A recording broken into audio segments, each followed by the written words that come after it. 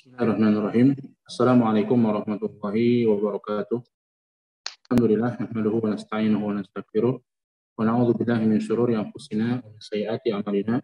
May yahdihillahu fala mudilla lahu wa may yudlil fala hadiya lahu. Asyhadu an la ilaha illallah wahdahu la syarika lahu wa asyhadu anna Muhammadan abduhu wa rasuluh. Allahumma shalli wa sallim wa barik ala sayyidina Muhammadin wa ala alihi wa ashabihi wa man tabi'ahum bi ihsan ila yaumiddin, amma ba'du. Bapak Ibu sekalian atau Ibu-ibu sekalian, para serta program Aisyah yang dimuliakan Allah Subhanahu wa taala dimanapun berada. Alhamdulillah pada kesempatan malam yang bahagia kali ini kita bisa bertemu melalui Zoom meeting ini. Insyaallah kita akan membahas kajian tematik dalam program Aisyah ini dengan judul yaitu mengenai tetangga. Para akhwat fillah yang dirahmati Allah Subhanahu wa taala. Ini nanti kita sampai jam berapa ya? Mohon maaf.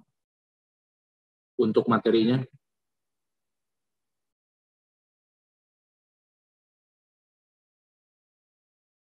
Sampai jam berapa untuk materinya ya?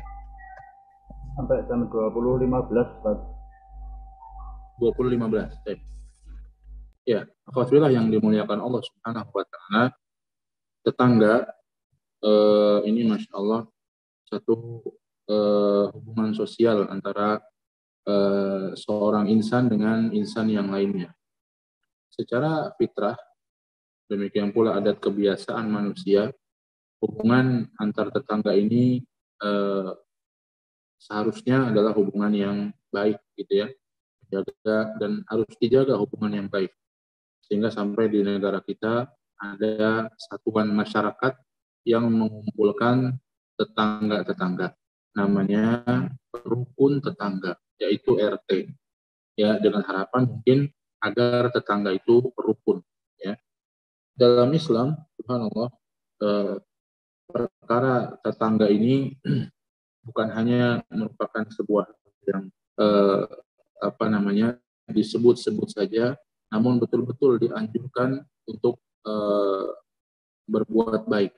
Ya, bahkan bukan sekedar dianjurkan tapi wajib. Ada hak-hak tetangga yang khusus dibandingkan dengan yang lainnya, sebagaimana insya Allah nanti akan kita bahas ya, bagaimana Islam memuliakan hak tetangga. Dan itu bukan hanya sekedar dalam hadis Nabi SAW, bahkan dalam perintah Allah Subhanahu wa taala kepada hamba-hambanya. Kita bisa buka dalam surat An-Nisa ayat yang ke-36. Allah Subhanahu wa taala memerintahkan di sana kepada hamba-hambanya untuk menunaikan hak-hak kepada siapa-siapa yang wajib itu. Kita bacakan ya surat An-Nisa ayat 36. Kata Allah, wa'budullaha wa la tusyriku bihi syai'a. Dan sembahlah Allah Subhanahu wa taala dan jangan menyekutukan Allah dengan apapun juga. Ini terkait dengan hak Allah, ya, yang menjadi kewajiban terbesar bagi seorang hamba. Dialah Allah yang sudah menciptakan kita, yang sudah memberikan rezeki kepada kita, sudah memberikan kenikmatan segalanya kepada kita, maka memenuhi haknya adalah memenuhi hak yang terbesar. Wa'budullaha, sembahlah Allah, beribadahlah kepada Allah dengan segala macam bentuk ibadah yang Allah wajibkan. Wala tusyriku bihi syai'a, dan jangan sekutukan Allah dengan apapun juga. Jangan berbuat kesyirikan, jangan beribadah kepada selain Allah Subhanahu wa taala. Kemudian, dan ini masih Allah sebutkan tentang orang-orang yang memiliki kewajiban untuk dipenuhi hak-haknya. Dan ini tentunya masih dalam batasan atau masih dalam bentuk ibadah kepada Allah dengan memenuhi hak ini. Wabil walidaini ihsana. Dan kepada kedua orang tua hendaklah berbuat baik. Dan ini subhanallah seringkali Allah kaitkan antara haknya kemudian hak orang tua. Ini menunjukkan besarnya hak orang tua dibandingkan dengan yang lainnya. Ya, besarnya hak orang tua dibandingkan dengan yang lainnya. Maka kita perlu perhatikan. Hatta walaupun orang tua kita orang tua yang pendosa, katakan. Ya, orang tua, bahkan orang tua non-muslim sekalipun, kita tetap berbakti padanya selama bukan dalam urusan agama. Wabidil qurba, dan karib kerabat. kerabat, saudara-saudara kita, ya.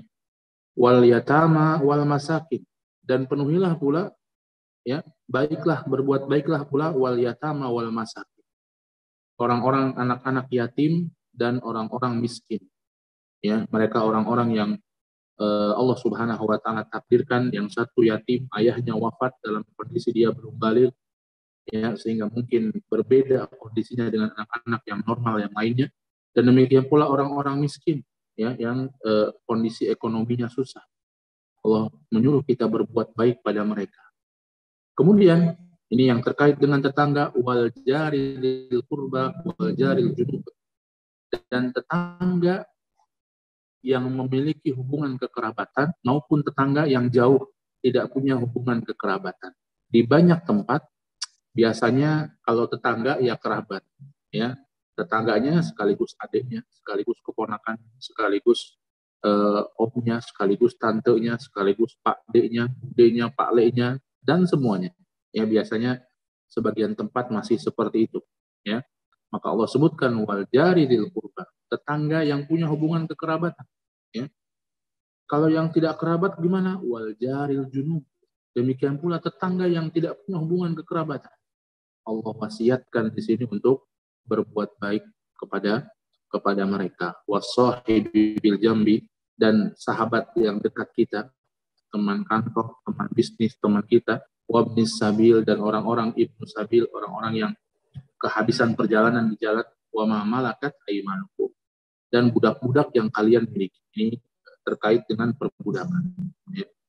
Maka Allah Subhanahu wa taala dalam ayat ini mewasiatkan kepada kita untuk berbuat baik kepada orang-orang tertentu. Di antaranya lihat di sini wal jari dzil qurba wal jaril junub, tetangga baik yang masih berkerabat atau tetangga yang tidak berkerabat. Subhanallah. Tetangga, para ulama menjelaskan banyak definisinya. Ada yang mengatakan tetangga adalah orang yang di sebelah kita persis. Ada yang mengatakan sampai 40 rumah, ya. Wallahu taala alam bisawab. Tidak ada batasan khusus dalam Islam tentang tetangga. Maka bagaimana tetangga itu diserahkan kepada uruf adat masyarakat setempat, ya, kepada adat masyarakat setempat. Maka kalau kita mungkin ada RT namanya rukun tetangga, maka itulah yang termasuk tetangga. Dan Allah Subhanahu wa taala mewasiatkan kepada kita untuk berbuat baik kepada mereka. Tentunya semakin dekat jarak tetangga, semakin ditekankan untuk berbuat baik, sebagaimana nanti hadis yang akan disampaikan. Hadirin sekalian yang dimuliakan Allah Subhanahu wa taala, ada beberapa hadis Nabi Shallallahu alaihi wasallam yang berkaitan dengan tetangga ini. Di antaranya kita bacakan Wan Ibnu Umar wa Aisyah radhiyallahu taala anhuma qala, dari Abdullah bin Umar, dari Aisyah radhiyallahu taala anhuma, mereka berdua berkata, qala Rasulullah sallallahu alaihi wasallam, Rasulullah sallallahu alaihi wasallam bersabda, mazala Jibril yusini bil jari hatta dhanantu annahu sayuwarithuhu. Kata Nabi SAW, Jibril senantiasa mewasiatkan untuk berbuat baik dengan tetangga. Saya kira tetangga itu bakal warisan dari tetangga. Subhanallah. Ya, di sini yang mewasiatkan adalah Jibril. Tentunya Jibril ketika berwasiat bukan haram sendiri. Itulah perintah Allah Subhanahu wa taala kepadanya. Dan saking sering sekali Jibril ini mewasiatkan kepada Rasulullah untuk berbuat baik kepada tetangga. Bahkan saking seringnya dan saking ditekankannya oleh Jibril, kata Nabi, hatta dhanantu annahu sayuwarithuhu, sampai aku kira tetangga itu bakal dapat warisan, ya. Namun tidak, kecuali kalau tetangganya punya hubungan yang menyebabkan warisan. Ya, tetangganya anaknya sendiri, tetangganya orang tuanya sendiri. Itu bukan karena tetangganya, tapi karena hubungan kekerabatan tersebut, ya. Tapi kalau tidak ada hubungan kekerabatan, maka tidak. Tapi saking seringnya Jibril memberikan wasiat pada Nabi Shallallahu alaihi wasallam dan saking ditekankannya hal tersebut, bahkan Rasulullah Shallallahu alaihi wasallam menganggap, ya, mengira bahwasanya tetangga itu bakal dapat warisan dari tetangga. Maka subhanallah, ini menunjukkan betapa besarnya pula hak tetangga. Di antaranya pula wa an Abi Dzar radhiyallahu taala anhu qala, dari sahabat Abu Dzar radhiyallahu taala anhu, beliau berkata, Rasulullah sallallahu alaihi wasallam bersabda, ya Abu Dzar, idza tabakhta marqatan fa'aksir ma'aha wa ta'ahad. Wahai Abu Dzar, apabila engkau memasak sop, ya, masak makanan yang berkuah, fa'aksir ma'aha, maka perbanyaklah airnya, wa ta'ahad jiranak, bagikan kepada tetangga-tetangga. Rawahu Muslim. Hadis ini hadis yang diriwayatkan oleh Al-Imam Muslim. Subhanallah. Dalam hadis ini Nabi Shallallahu Alaihi Wasallam memerintahkan sahabatnya Abu Dzar. Abu Dzar ini bukan termasuk sahabat yang punya ekonomi yang banyak begitu ya, sehingga Nabi memberikan wasiat kepada beliau perbanyak airnya.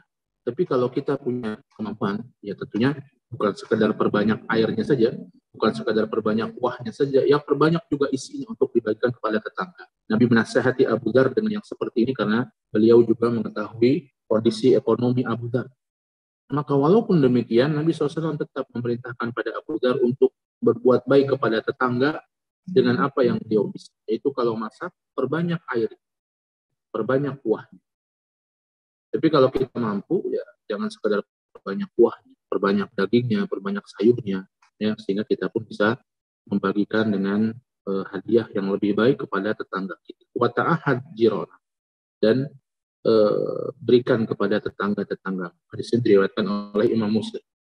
Dalam riwayat lain, kata Abu Dzar radhiyallahu ta'ala anhu, inna khalili awsani idza tabakhta maraqan faksir ma'ahu thumma anzur ahla baitin min jiranik fa'asibhum minha bima'ruf. Apabila engkau memasak sup, ya, memasak makanan yang berkuah, maka perbanyak airnya. Kemudian lihatlah keluarga-keluarga tetanggamu, fa'asibhum minha bima'ruf, maka bagikan kepada mereka dengan cara yang baik. Bagikan dalam jumlah-jumlah yang ma'ruf, jumlah-jumlah yang baik, yang layak untuk dibagikan kepada tetangga. Tadi kita katakan bahwa di sini Nabi Shallallahu Alaihi Wasallam memerintahkan Abu Dzar, yang mana Abu Dzar bukan termasuk dari sahabat yang punya kemampuan ekonomi yang tinggi, sehingga Nabi memerintahkan untuk menambah airnya.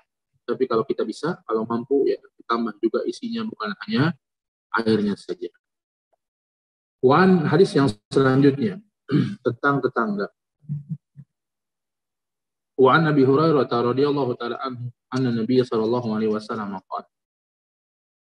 Dari Abu Hurairah radhiyallahu ta'ala anhu bahwa Nabi sallallahu alaihi wasallam bersabda, wallahi la yu'min, wallahi la yu'min, wallahi la yu'min. Kata Rasulullah, demi Allah tidak beriman, demi Allah tidak beriman, demi Allah tidak beriman. Sampai 3 kali beliau mengatakan, ilaman ya Rasulullah. Kemudian ditanya, siapa itu ya Rasulullah? Kata para sahabat. Qal, kata Nabi SAW, alladzi la ya'manu jaruhu bawa'iqahu, yaitu orang yang tetangganya tidak aman dari gangguannya. Muttafaqun alaih. Hal ini di hadis ini diriwayatkan Imam Bukhari dan Muslim. Subhanallah. Dalam hadis ini Nabi SAW menyebutkan tidak beriman sampai 3 kali, bahkan disebut dengan sumpah. Demi Allah tidak beriman, demi Allah tidak beriman, demi Allah tidak beriman. Para ulama menjelaskan maksudnya di sini tidak beriman dengan iman yang sempurna, bukan kemudian kufur, yang bukan kemudian kafir. Tapi tidak beriman dengan iman yang sempurna, dan artinya perbuatan tersebut kalau dikerjakan dosa besar, ya, buruk kepada tetangga, menyakiti tetangga, berbuat buruk pada tetangga adalah dosa besar. Tentunya para sahabat bertanya, ketika Nabi bersumpah sampai siapa ya Rasulullah, orang yang sebegitu celakanya sampai disebut Nabi 3 kali pakai sumpah lagi, tidak beriman, tidak beriman, tidak beriman. Kata Nabi SAW, alladzi la ya'manu jaruhu bawa'iqahu, yaitu orang yang tetangganya tidak bisa lepas dari gangguan dia, ya, biasa mengganggu dirinya, mengganggu tetangga, sadar atau tidak sadar, ya, mungkin mengganggu dengan lisannya, dengan berkata-kata yang tidak baik tentang tetangganya, ya, menggibahi tetangganya dan lain sebagainya. Demikian pula mungkin dengan mengganggu dengan suara-suara yang bising, ya, dengan tetangga tetangganya pada sudah malam tapi masih dengar keras-keras audionya, ya. Bahkan murotal saja, bacaan Quran saja jangan, ya, jangan sampai mengganggu tetangga kita walaupun dengan bacaan murotal, video-video kajian misalnya, maka itu tidak diperbolehkan, ya. La ya'manu jaruhu atau mungkin sebagian lagi dengan hewan peliharaannya, ya. Dia punya hewan peliharaan tapi tidak bisa menjaga hewan peliharaan. Bukan tidak boleh seorang muslim pelihara hewan peliharaan, ya, tapi dijaga sehingga jangan sampai mengganggu tetangganya. Punya kucing boleh-boleh saja, tapi jangan sampai mengganggu tetangganya sehingga kucingnya buang sembarangan, buang air sembarangan di tetangganya, bahkan kemudian membuat sakit tetangganya, membuat kebauan dan lain sebagainya, ya. Maka perhatikan. Dalam riwayat lain Nabi SAW mengatakan, la yadkhulul jannata man la ya'manu jaruhu bawa'iqhu. Tidak akan masuk surga orang yang tetangganya tidak merasa aman dari keburukan dia. Tidak akan masuk surga, ya. Maka maksudnya di sini adalah tidak akan masuk surga dengan orang-orang yang menjadi penghuni awal surga, ya. Dia harus dihisap dulu gara-gara kezaliman dia pada tetangganya, gara-gara kezaliman dia kepada tetangganya dengan mengganggu tetangganya tersebut. La yadkhulul jannah. Tidak akan masuk surga dengan lancar, dengan sempurna, begitu ya. Dia harus mempertanggungjawabkan dulu, imma ditimbang dulu di mizan, ya, kemudian dibalas dulu kejahatan-kejahatannya sama tetangganya, atau imma dia masuk ke dalam neraka terlebih dahulu untuk mempertanggungjawabkan kezaliman dia kepada tetangganya. Hadis yang selanjutnya, para akhwat sekalian yang dimuliakan Allah, wa anhu qala, dari Abu Hurairah radhiyallahu taala anhu juga, qala Rasulullah sallallahu alaihi wasallam. Rasulullah sallallahu alaihi wasallam bersabda, ya nisa'al muslimat, la tahqiranna jaratun lijaratiha walau firasina syati. Muttafaqun alaih. Wahai para wanita-wanita kaum muslimah, jangan seorang tetangga meremehkan tetangganya yang lain walaupun dengan kaki kambing. Ya, muttafaqun alaih. Hadis ini diriwayatkan Imam Bukhari dan Muslim.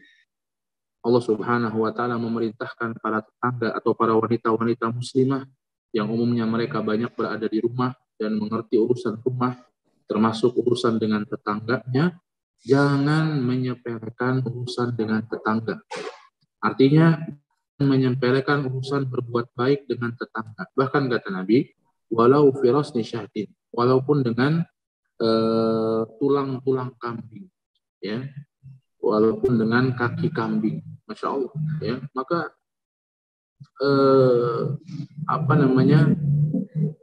di masa lalu, ya, kaki kambing itu ya satu hal yang remeh, ya, satu hal yang remeh. Kalau di masa ini mungkin cukup mahal juga, ya. Sop kaki kambing itu cukup mahal juga harganya, ya. Tapi di masa Nabi SAW tentunya yang dimakan adalah dagingnya, kakinya kadang-kadang diolah, ya. Maka Nabi SAW menyebutkan jangan meremehkan kebaikan dengan tetangga, walaupun membagikan sop kaki kambing.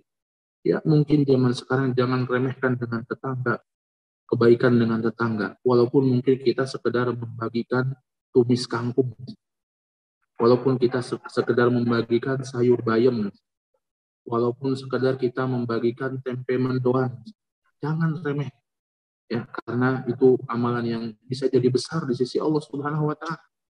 Bisa jadi amalan tersebut amalan yang membuat kita masuk ke dalam jannah karena keikhlasan kita, walaupun dengan sedikit, begitu ya.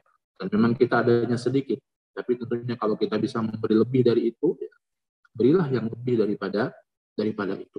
Jangan remehkan, ya, untuk berbuat baik kepada tetangga, walaupun dengan masakan-masakan ringan yang mungkin kita anggap biasa-biasa saja. Kita bagi tetangga kita, dengannya kemudian timbul kasih sayang antara tetangga, timbul kerukunan antara tetangga, kemudian timbul saling tolong-menolong antara tetangga, subhanallah. Efeknya jadi besar. Masyarakat itu kompak dan lain sebagainya. Ya, di tempat-tempat yang tetangga dengan tetangga saling egois, biasanya masyarakatnya tidak kompak. Orang meninggal saja mungkin bisa tidak tahu. Tetangganya meninggal saja bisa tidak tahu. banyak kita saksikan kasus seperti itu.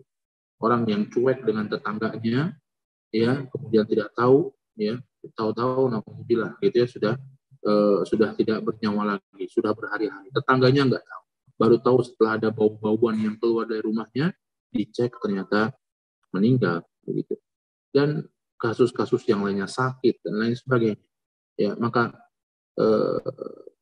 berbuat baik kepada tetangga, walaupun dengan perkara-perkara yang ringan, perkara-perkara yang kita anggap remeh, ya, maka ini adalah sebuah kebaikan dan jangan kita anggap remeh. Hadirin sekalian yang dimuliakan Allah Subhanahu wa Ta'ala.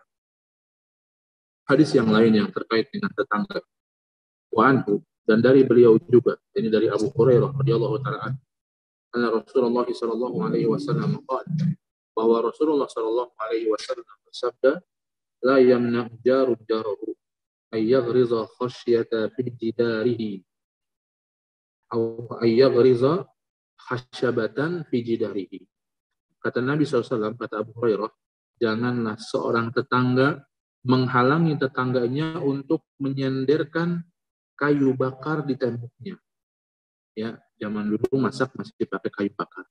Kayu bakar yang sudah diambil dari tempat-tempatnya biasanya perlu dikeringkan terlebih dahulu sehingga mudah untuk dibakar sebagai bahan bakar masakan. Ketika dikeringkan, kadang-kadang tentunya mengambil tembok tetangga untuk menyenderkan kayu-kayu tersebut.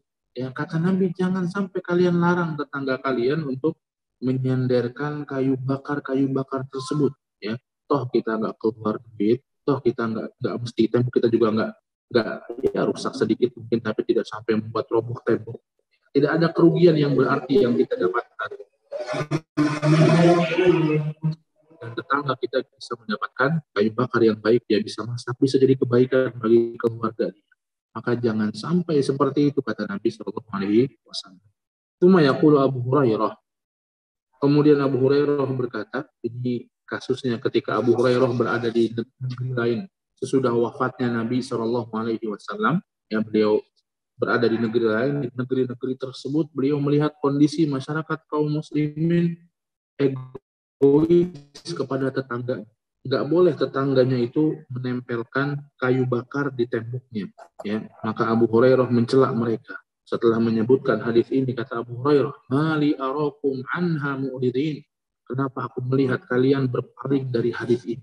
Kalian sebegitu egoisnya, tidak mau sekedar temboknya saja ketempelan kayu bakar tetangga kalian yang itu bisa bermanfaat buat tetangga kalian dan tidak begitu mudarat buat kalian. Gitu ya. Mali arakum anha mu'ridin.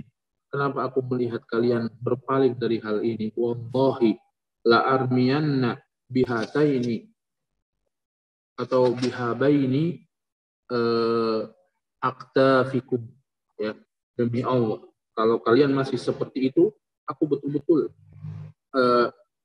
la armiyanna bihabaina aktafikum, aku betul-betul akan melemparkan kayu-kayu itu kepada kalian. Ya, marah Abu Hurairah di sini karena melihat bagaimana tetangga-tetangga di tempat beliau hidup ketika itu egois, ya, melalaikan hadis Rasulullah SAW. Ya, zaman kita sekarang mungkin jarang gitu ya, ada yang nyandarkan kayu bakar, semuanya masak sudah pakai kompor gas atau bahkan kompor listrik. Tapi mungkin kasus-kasus seperti ini terjadi. Kalau ada tetangga kita punya tamunya parkir di depan rumah kita sebentar saja, ya, maka jangan kemudian nggak boleh kita larang. Cuma sebentar saja, mungkin 1 jam 2 jam selesai pulang, ya, karena mungkin tamunya banyak, ada 2 kendaraan, satunya parkir depan rumah kita, jangan kita kemudian melarangnya. Apalagi kemudian tidak ada mudarat, misalnya jalannya juga cukup lebar, biasanya juga dibolehkan kendaraan untuk parkir di situ, ya, maka jangan kita melarang. Tidak mudarat buat kita dan punya manfaat besar buat dia. Lain hal kalau apa yang dilakukan tetangga kita mungkin bermudarat buat kita, ya, maka mungkin kita bisa sampaikan, tapi ini tidak mudarat buat. Dalam hadis ini Nabi SAW mengatakan, kenapa? Jangan dilarang kalau tetangga kita menyenderkan kayu bakar. Hadirin sekalian, para akhwat sekalian yang dimuliakan Allah Subhanahu wa Ta'ala.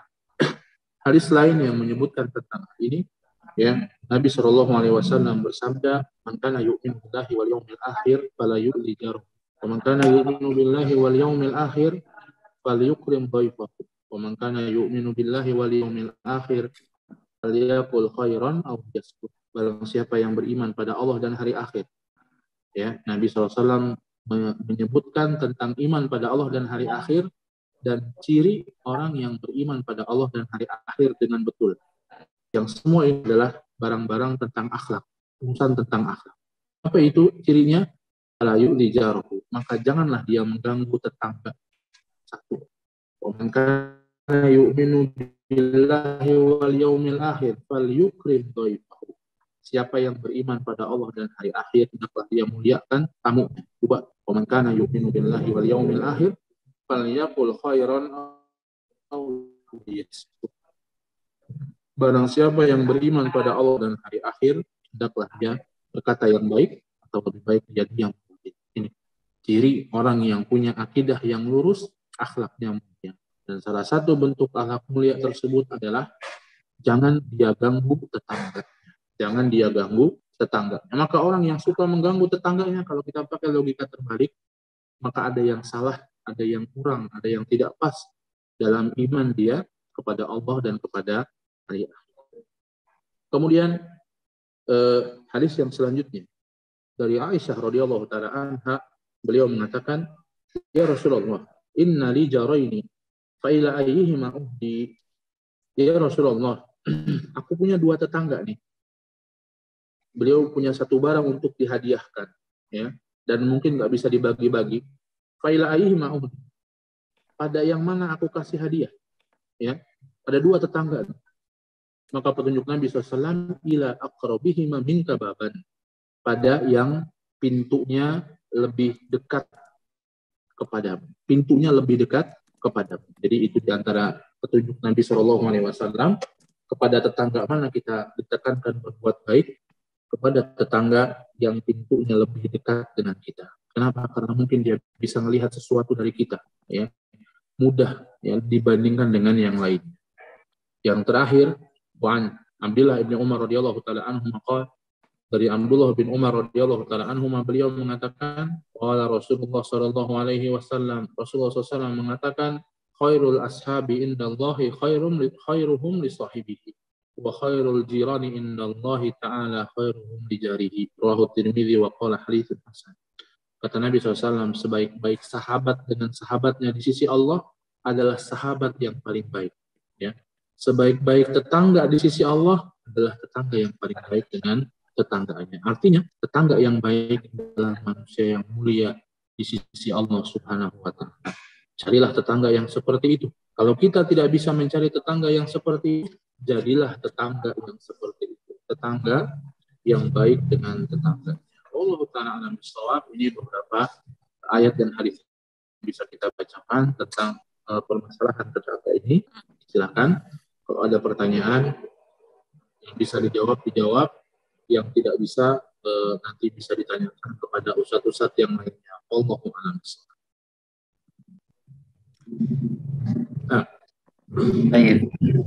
Baik, jazakumullah khairan. Kita ucapkan kepada Ustaz Amrullah Kainta atas materi yang telah disampaikan. Berikutnya kami mempersilakan kepada para peserta yang mengikuti kajian untuk bertanya, baik secara langsung maupun melalui teks, melalui kolom komentar. Sembari menunggu pertanyaan, barangkali ada yang secara langsung, kita ingin membacakan beberapa pertanyaan yang sudah masuk. Ustaz. Pertanyaan pertama saya bacakan.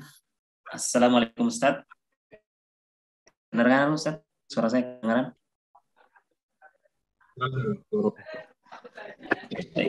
Kedengaran. Ustaz izin bertanya, bagaimana, ini agak di luar tema tentang keluarga, tentang tetangga, bagaimana sikap seorang istri yang selalu dibohongi suami dalam segala hal? Nah, Ustaz. Ya, bagaimana sikap seorang istri yang selalu dibohongi suami dalam segala hal? Ya, Masya Allah. Ya. Ini sebuah perkara yang mungkin banyak terjadi pada rumah tangga yang jauh dari Allah Subhanahu wa taala. Ya, jauh dari Allah Subhanahu wa taala, sehingga tidak terpatri. Tadi kita sudah belajar, orang yang akidahnya bagus, insya Allah akhlaknya juga bagus. Dan akhlak yang bagus tanda bahwa akidahnya bagus. Maka sebaliknya, kalau akidahnya jelek, maka akhlaknya juga jelek. Termasuk akhlak suami kepada istrinya. Maka bagaimana seorang yang seperti itu mendapat ujian dari Allah berupa suami yang suka berbohong pada istrinya dalam banyak hal. Yang pertama dan utama, yang paling penting, dan ini senjata bagi seorang muslim dalam menghadapi berbagai macam permasalahan dia, berdoa kepada Allah Subhanahu wa taala. Allah lah yang membolak-balikan hati, Allah lah yang membolak-balikan kondisi manusia, kondisi keluarga, kondisi diri kita. Ya, kalau Allah berkehendak, mudah bagi Allah untuk membolak-balikan hati. Maka ini yang pertama, berdoa kepada Allah Subhanahu wa taala agar Allah Subhanahu wa taala memberikan petunjuk dan hidayahnya kepada suami dan kepada kita semua, kepada keluarga semua. Kemudian yang kedua, yang bisa dilakukan oleh istri juga diantaranya mengintrospeksi diri kita, ya. Sebab tidaklah Allah Subhanahu wa taala berikan musibah, cobaan itu melainkan ada kesalahan, ada dosa kita. Jadi introspeksi diri kita. Kita punya dosa apa? Baik sama orang maupun sama Allah Subhanahu wa taala. Kemudian kalau kita sudah temui dosa itu, maka kita coba perbaiki dosa-dosa tersebut, ya. Mungkin ada kewajiban-kewajiban yang kita lalai, kewajiban kita kepada Allah atau kewajiban kita kepada sesama makhluk yang kita lalai, sehingga Allah hukum kita lewat perilaku buruk dari suami kita. Maka introspeksi diri kita, ya, adakah hal-hal tersebut? Jika ada, segera perbaiki. Jika memang sudah introspeksi tidak ada juga, ya, artinya ujian dari Allah Subhanahu wa taala, perbanyak kita pertebal kesabaran kita kepada Allah Subhanahu wa taala, ya, tebalkan sabar kita, minta Allah berikan kita kesabaran. Dan diantaranya adalah dengan cara kita banyak ibadah kepada Allah, banyak kita membaca Al-Quran, banyak kita pula membaca cerita-cerita tentang para wanita-wanita muslimah dari generasi salaf yang Masya Allah, ya, bagaimana mereka mengalami ujian demi ujian yang mereka alami, ya, sehingga mudah-mudahan itu bisa menguatkan kita. Kemudian apabila itu terus juga berlanjut, ya, kebohongan-kebohongan suami, bisa meminta mediasi, ya. Kalau kita memang bohong betul ada buktinya begitu, ya, kita bisa minta mediasi kepada orang yang mungkin dihormati oleh suami, ya, orang yang mungkin dihormati oleh suami, sehingga dia bisa berubah, minta dinasehati, sampaikan bukti-buktinya sehingga dia bisa berubah dengan itu. Mungkin kepada mertua kita misalnya, orang tuanya dia, ya, sampaikan, ya, keluhan-keluhan kita disertai bukti-buktinya, ya, dan minta untuk menasehati. Mudah-mudahan dengan itu dia bisa berubah. Itu kiranya yang yang bisa dilakukan oleh seorang istri. Mudah-mudahan bermanfaat. Wallahu a'lam bishawab. Baik. Berikutnya, Ustaz, ada pertanyaan melalui raise hand. Dipersilakan kepada Bu Rizka yang hendak bertanya.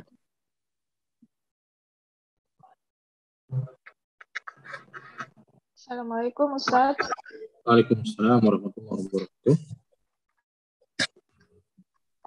Ya, semoga Ustaz dan tim BIAS selalu dirahmati Allah Subhanahu wa taala. Izin bertanya, Ustaz. Ibu saya punya tetangga non-muslim Cina. Jadi setiap kalau misalnya saya berkunjung ke rumah orang tua saya menggunakan kendaraan roda 4, kan parkirnya di depan rumah, dan itu anaknya agak judes gitu, Ustaz. Tidak boleh marah-marah, tidak boleh parkir, padahal saya ya namanya jalan berhadapan gitu ya, depan-depanan, dan sebenarnya masih bisa dilalui oleh kendaraan lain gitu. Selalu dia marah. Saya kebetulan memang orang tua saya juga menghindari dengan orang non muslim itu gitu, tidak suka berinteraksi sih, jarang berinteraksi. Syukran Ustaz, jazakallah khair. Pertanyaannya apa, diulang Bu? Pertanyaannya, bagaimana sikap saya atau sikap orang tua saya jika misalnya anaknya itu marah-marah karena kalau misalnya saya berkunjung ke rumah orang tua saya memarkir kendaraan mobil di depan rumah gitu, Ustaz. Ya, kalau memang dia tidak berkenan kita memarkir kendaraan kita di depan rumah dia, padahal itu bisa punya space, sudah kita cari tempat lain yang mungkin walaupun agak jauh sedikit ya, cari tempat lain yang mungkin bisa parkir begitu ya, sehingga tidak perlu bersinggungan dengan dia. Itu mungkin langkah jangka pendek yang bisa dilakukan. Langkah jangka panjang yang bisa dilakukan, ya mungkin tetap bagaimana menjaga hubungan yang baik dengan tetangga walaupun non muslim ya. Tetangga walaupun non-muslim, ketika dia tetangga, maka kita pun mesti memenuhi hak-hak dia sebagai tetangga, walaupun dia non-muslim. Tentunya kalau dalam urusan agama, urusan ibadah, urusan akidah, kita tidak boleh ikut-ikutan dengan akidah dan ibadah mereka. Tapi untuk urusan muamalah, boleh bagi kita dan bahkan berpahala. Kalau kita memberikan makanan-makanan, kalau kita misalnya dari luar kota ada sedikit oleh-oleh, walaupun tidak seberapa dihadiahkan kepada mereka, insya Allah itu sebuah kebaikan dan berpahala walaupun mereka non muslim. Maka jangka menengah atau jangka panjangnya yaitu dibaikin. Ya mungkin ada permasalahan yang pernah ada sehingga jadi kurang baik, maka mudah-mudahan dengan kita memulai berbuat baik terlebih dahulu, dia pun bisa melunak, bisa mencair. Tapi kalaupun memang tidak dan ada indikasi nggak senangnya memang karena agama gitu ya, karena kita seorang muslim, mungkin orang tua dan kita juga muslim yang taat, dia nggak senang dengan seorang muslim yang taat begitu ya, sudah, kalau udah seperti itu memang sudah sulit sekali untuk dirubah ya. Doakan saja mendapat hidayah dari Allah Subhanahu wa taala dan minimalisirlah hubungan dengan orang tersebut begitu. Wallahu a'lam bishawab.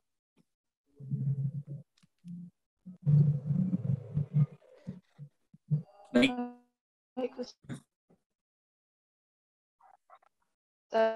Jazakallah khair. Baik. Baik, berikutnya Ustaz. Pertanyaan berikutnya. Silakan. Afwan izin bertanya Ustaz, di rumah suami ana ada tetangga dekat yang tidak akur sama suami dan ibu mertua. Tetangga itu selalu berbuat usil hampir setiap hari. Sedangkan keluarga suami hanya diam. Bagaimana ana sebagai seorang istri harus bersikap pada orang tersebut? Karena orang tersebut masih ada hubungan famili dengan ana. Jadi tetangganya masih ada hubungan famili dengan ibu ini ya, tetangga sang suami istri ya. Betul. Ya tentunya muslim juga ya.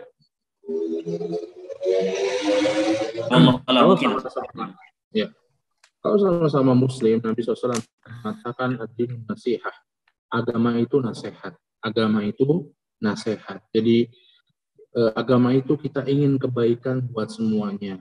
Ya, apalagi kalau mungkin dia saudara sama kita, ya kita coba korek-korek gitu ya. Kenapa? Apa yang menyebabkan tetangga kita itu, yang tetangga mertua kita itu yang masih merupakan saudara kita juga, itu kok nggak baik? Apa yang menyebabkan? Apa permasalahannya?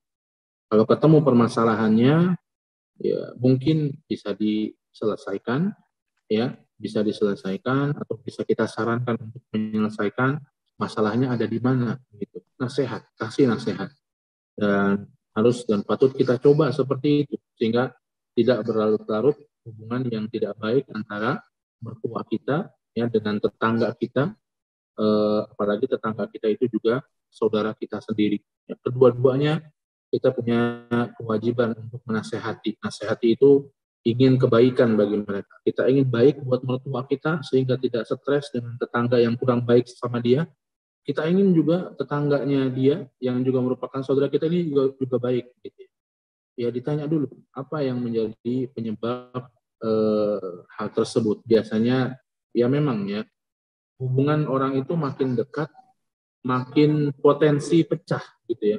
Hubungan orang makin dekat makin potensi pecah.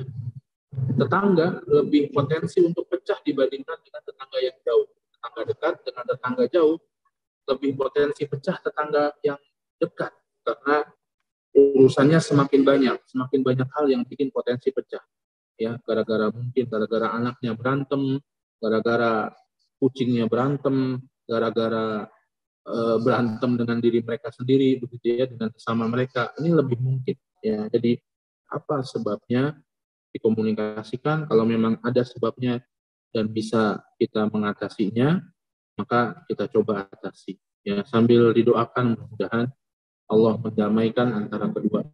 Begitu. Wallahu a'lam bishawab. Baik. Agak banyak pertanyaannya, nggak apa-apa Ustaz. Ya nggak apa-apa. Kalau bisa dijawab. Kalau enggak ya nanti ditanyakan yang lain. Baik. Pertanyaan berikutnya, bagaimana cara menegur tetangga yang hampir setiap hari menyalakan musik? Jadi tetangga yang hampir tiap hari mendengarkan musik dan tentunya menyalakan kita dan ikut terganggu mendengar ya. juga gitu ya, berisik sekali sampai kita mendengar juga. Ya kalau memungkinkan untuk kita sampaikan kepada dia, mohon maaf gitu ya, saya terganggu dengan musik yang diinginkan, apalagi mungkin kita punya anak kecil gitu ya. Tolong kalau jam-jam malam atau tolong dipelankan. Kalau tidak bisa juga biasanya punya RT gitu ya. RT yang kita adukan ke Pak RT-nya.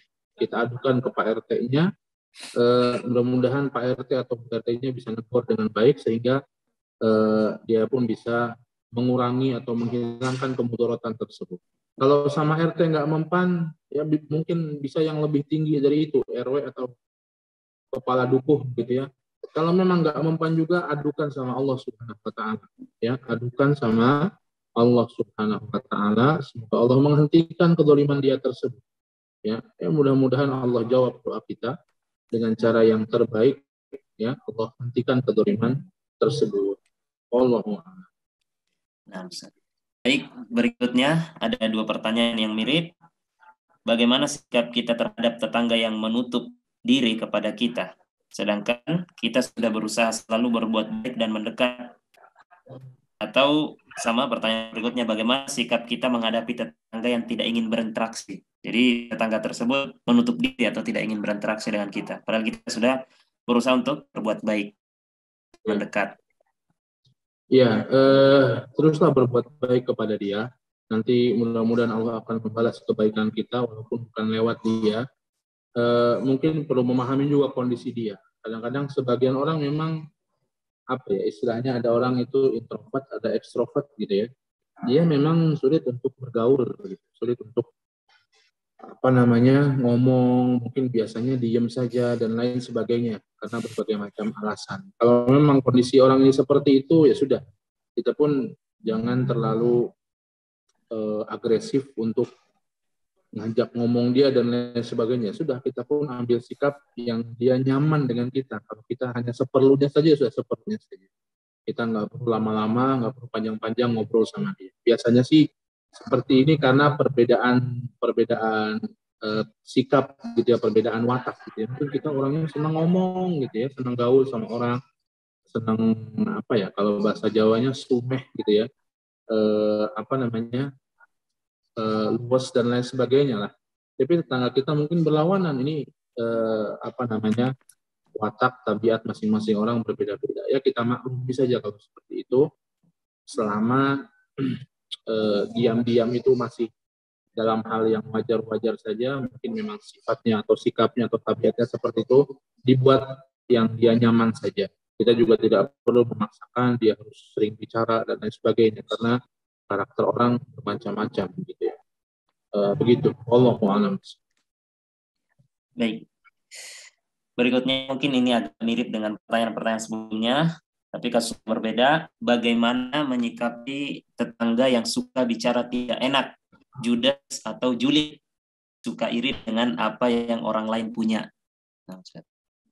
Iya. Bagaimana tetangga yang suka julid, suka ngomong-ngomongin nggak enak, suka hasad dan dengki? Ya tentunya yang paling pas kita menasehati, paling baik kita nasihati. Sampaikan kepada dia bahwa jangan seperti itu. Ya, mungkin dia belum tahu, kita kasih tahu bahwa itu adalah ghibah, bahwa julid sama tetangga lain, ya, ngomongin keburukan itu satu hal yang tidak diperbolehkan, hasad itu satu hal yang tidak diperbolehkan, dan bahwa kerugiannya hanya akan kembali kepada kita saja. Ya, hasad itu tidak bisa merubah takdir. Ya, kita yang malah rugi, kita yang malah gak enak hati akhirnya karena hasad, begitu ya. Sampaikan nasihat kepada dia. Dan tugas kita menyampaikan saja. Kalau dia mau dinasehati, alhamdulillah. Kalau tidak dinasehati, tugas kita menyampaikan, bukan merubah hati manusia. Dan kalau dia masih begitu terus gitu ya, bahkan sampai istilahnya toksik gitu ya sama kita, merusak kita mungkin, maka ini kita perlu mulai jaga jarak ya dengan tetangga yang seperti itu. Jaga jarak. Jangan, tidak perlu banyak interaksi kecuali memang yang dibutuhkan saja, sambil tetap berbuat baik kepada dia dengan apa yang kita mampu. Jadi nasihati, ya, terus nasihati, dan kita bukan dituntut untuk merubahnya, itu urusan Allah. Tugas kita menasihati. Kalau dia masih begitu terus, ya jaga jarak, karena tidak baik juga berteman dengan orang-orang yang suka gibah. Nanti kita bisa malah ikut-ikutan jadi suka gibah. Wallahu a'lam bishawab. Baik, jazakallah khair Ustaz. Mungkin sekaligus menjawab pertanyaan yang terakhir tentang membatasi interaksi dengan tetangga karena ditakutkan jika bergaul atau sering berinteraksi malah ujungnya menjadi gibah atau membicarakan tetangga yang lain. Iya. Begitu Ustaz. Nah, baik, pertanyaan berikutnya Ustaz.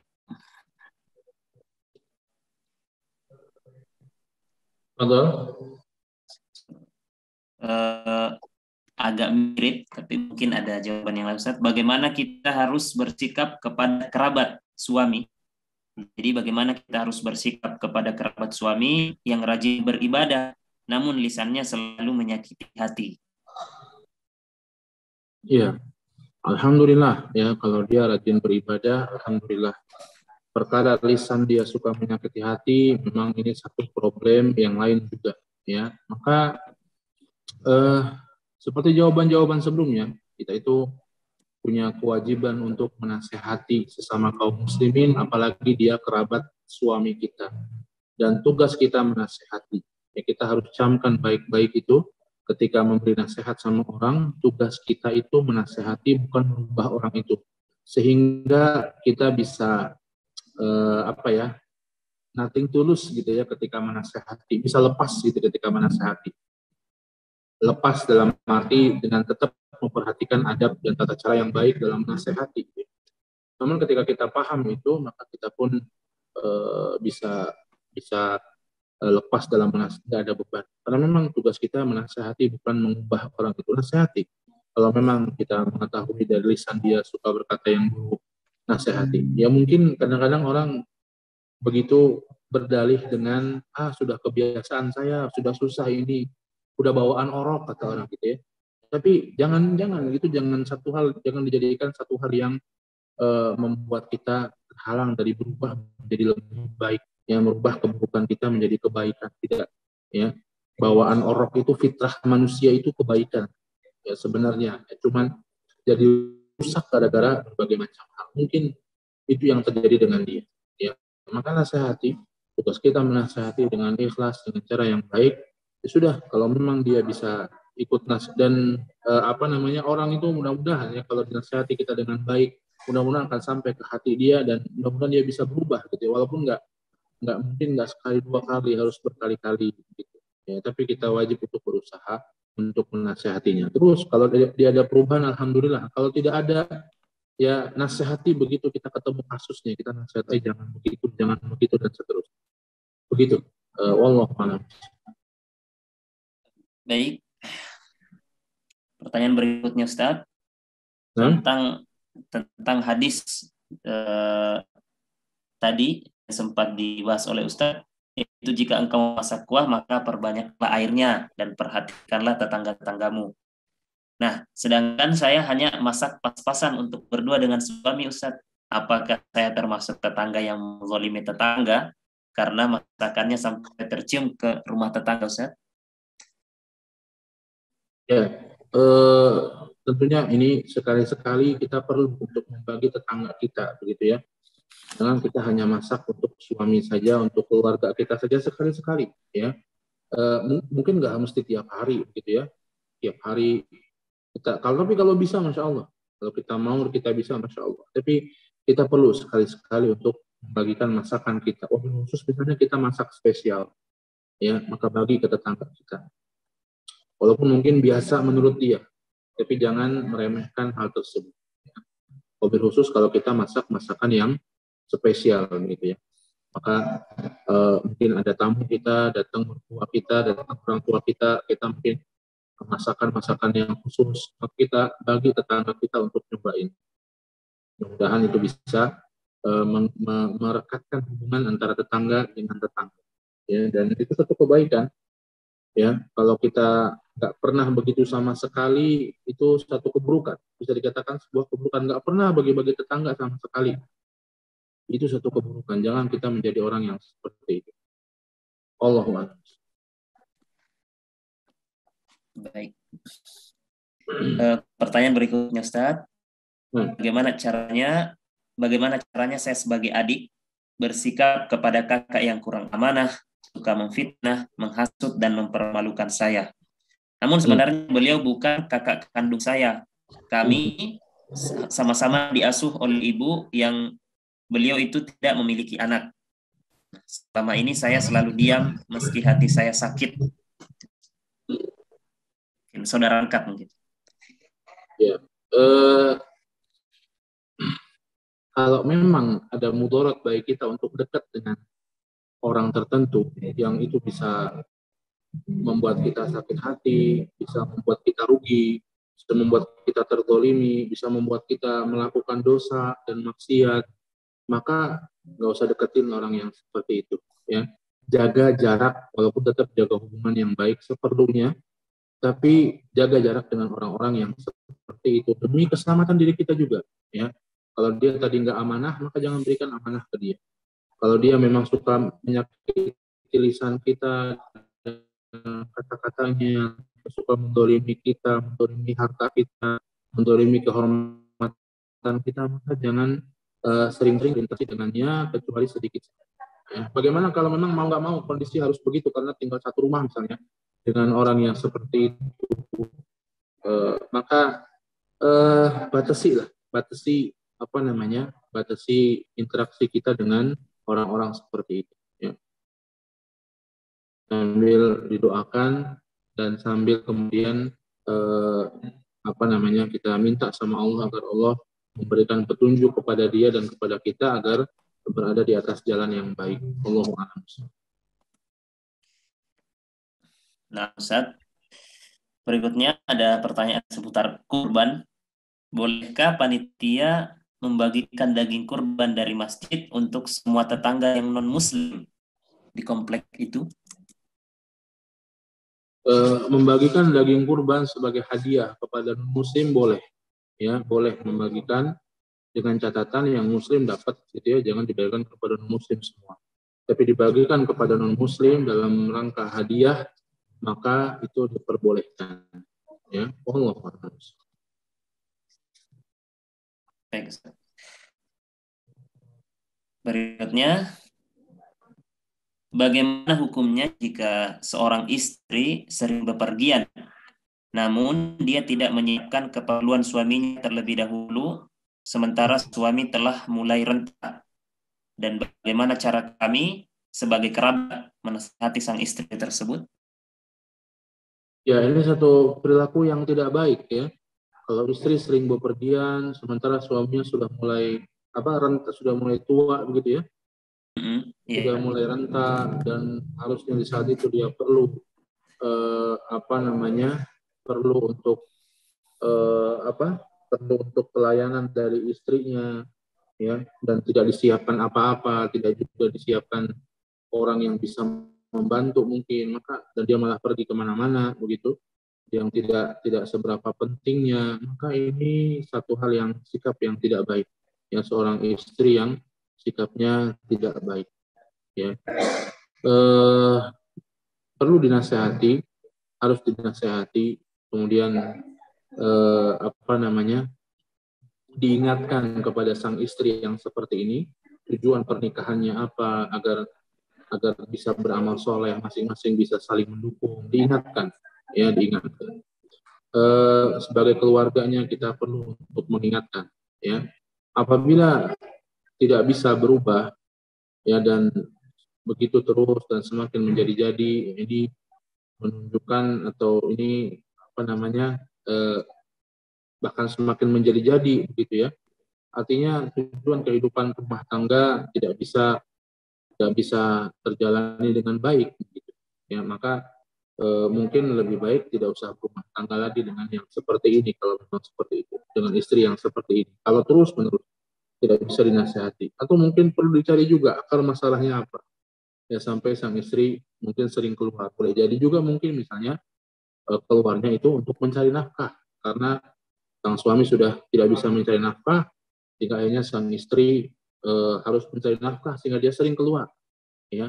Sehingga kalau dalam seperti ini, maka sebagai kerabat mungkin perlu memberikan bantuan ekonomi kepada keluarga tersebut, sehingga sang istri bisa lebih fokus untuk mengurusi suaminya tersebut, ya. Kalau memang misalnya begitu, apa penyebab dia sering keluar, mungkin bisa juga dicarikan permasalahannya, kunci masalahnya di mana. Kalau ternyata memang keluarnya tidak ada keperluan, hanya sekedar dia keluar saja, padahal suami pun misalnya punya tabungan yang cukup dan itu terus-menerus habis, ya, dan tidak terurus, maka yang seperti ini harus dinasihati, ya, harus dinasihati dengan baik, dan kemudian dipantau begitulah, ya, sehingga kadang-kadang orang itu harus dipaksa untuk berbuat baik sehingga dia bisa baik, baru dia kemudian biasa baik gitu, ya. Jadi harus ada sedikit pemantauan terlebih dahulu. Namun kalau tidak dan semakin parah, ya, maka mungkin sudah tidak pas lagi untuk menjalani hidup rumah tangga bersama. Wallahu a'lam bishawab. Baik Ustaz, tinggal 2 pertanyaan lagi. Bagaimana sebaiknya sikap kita terhadap tetangga yang parkir tepat di depan pintu pagar rumah kita? Kita tegur baik-baik, malah tersinggung. Namun kalau kita biarkan, kita sendiri yang susah bila ada apa-apa atau ada kerabat kita yang datang. Ini kelihatannya begitu terus, begitu, ya. Satu kejadian yang terus-menerus berulang, begitu, ya. Tapi kalau tidak berulang, artinya sesekali saja seperti itu dan itu pun tidak mengganggu, maka biarkan saja. Tapi kalau memang itu mengganggu terus seperti itu tadi, ya, kita bisa minta bantuan kepada orang yang mungkin berwenang di situ. Dalam hal ini biasanya Pak RT, untuk mengingatkan tetangga tersebut kalau memang peringatan dari kita sudah tidak mempan lagi sama dia, karena dia semakin marah-marah gitu, ya. Bisa lapor ke Pak RT, biar Pak RT yang ngingetin dia, ya, sehingga dia bisa parkir di tempat yang seharusnya dia parkir. Baik. Pertanyaan terakhir, Ustaz. Di depan rumah Ana ada rumah kosong tidak berpagar. Sudah ditinggalkan pemiliknya bertahun-tahun. Oleh Pak RT, kami sering diinstruksikan untuk gotong royong membersihkan rumah tersebut. Namun ketika sudah bersih, tanah di rumah kosong ini ditanami seperti batang singkong, serai, pandan, dan lain-lain. Apakah halal bagi saya dan tetangga lainnya untuk mengambil hasil tanaman tersebut jika ternyata Pak RT ternyata belum mendapatkan izin dari pemilik rumah?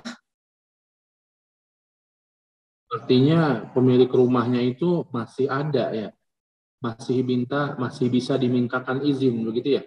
Kalau memang pemilik rumahnya masih ada, masih bisa dimintakan izin, maka wajib bagi siapapun yang mau masuk ke dalam rumah itu untuk meminta izin kepada pemiliknya untuk menanam atau berbuat apapun di sana, ya. Tapi wallahu alam, kalau memang pemilik rumah juga nggak tahu siapa, ya, dan nggak tahu mau minta izin, rumah itu sudah terbengkalai sekali lama, maka boleh memanfaatkan tanah yang seperti itu daripada nganggur. Tapi kalau ada pemiliknya maka minta izin pada pemilik. Wallahu a'lam.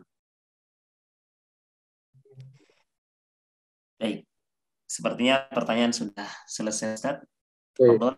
Jika ingin ditutup, kami persilahkan. Tapi ada yang terakhir.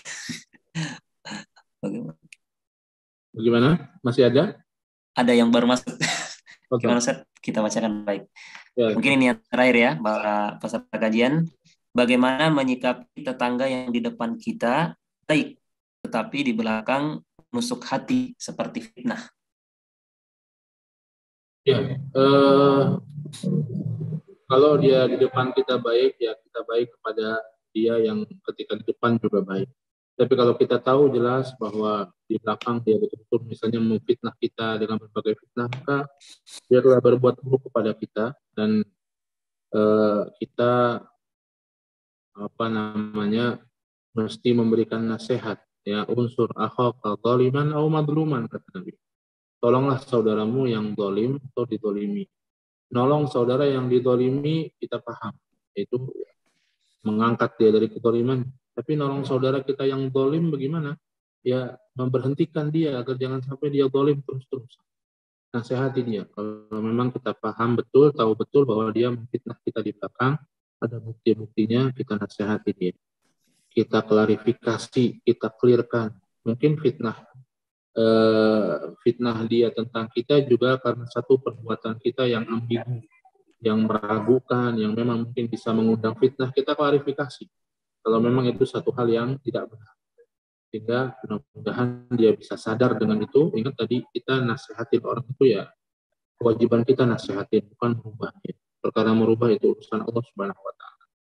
Maka dengan itu kita akan lurus, akan tidak berat dalam memberikan nasihat. Seperti itu. Allah.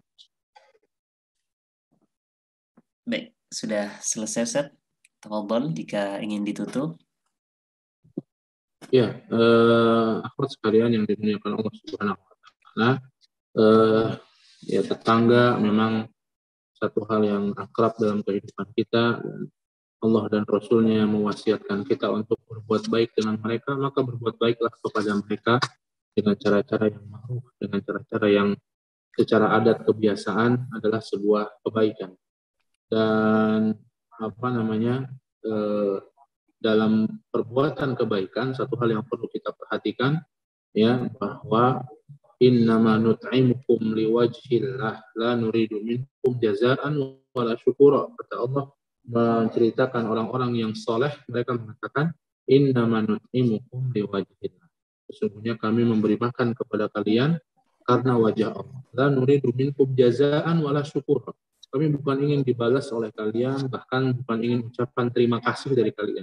Yang kita inginkan balasan dari Allah, ya, Subhanahu wa Ta'ala, dan pahala dari Allah. Maka yakinlah ketika kita berbuat baik, walaupun nggak dibalas kebaikan, maka Allah sudah mencatatnya. Dan Allah akan membalas kita, walaupun mungkin bukan lewat tetangga. Itu satu hal yang perlu kita perhatikan dalam hubungan bertetangga dan sama berbuat baik sama siapapun. Yakinlah bahwa perbuatan baik Allah akan balas kebaikan. Walaupun mungkin bukan dari orang yang kita berbuat baik kepada. Demikian mungkin yang bisa saya menjadikan sebagai kata penutup. Allah Ta'ala bisawab. Semoga Allah memberikan kita taufik dan karunia-Nya untuk bisa beramal soleh, khusus ini di 10 hari awal Dzulhijjah ini. Perbanyak amal soleh, perbanyak ketaatan sama Allah. Ya, mudah-mudahan kita dapat pahala yang besar dan kita dapat keistiqomahan dalam kehidupan ini dan kita wafat dalam keadaan husnul. Amin ya rabbal alamin. Demikian. Wassalamualaikum warahmatullahi wabarakatuh.